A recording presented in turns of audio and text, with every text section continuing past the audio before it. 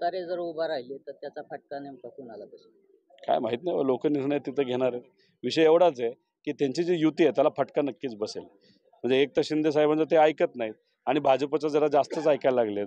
आणि नवीन मोहीम त्यांनी काय सुरू केली तर नमो, म्हणजे भाजपमध्ये ते प्रवेश करतील, त्यांच्यात त्यांच्यात फाटाफाटी आहे.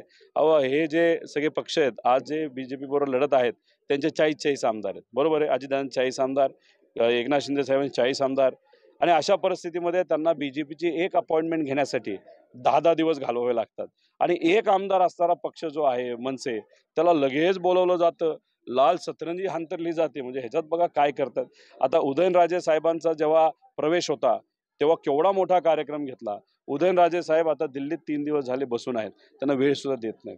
मग हे जे भाजप आहे ते फक्त नेत्याला जवळ करतं आणि संपवतं, बाकी काही करत नाही. या पक्षाचं जे अजितदादा मित्रमंडळ आणि जो आपला शिंदे साहेबांचा जो पक्ष आहे तो पुढे विधानसभेला दिसणार सुद्धा नाही, अशी परिस्थिती हे भाजपचे लोक करून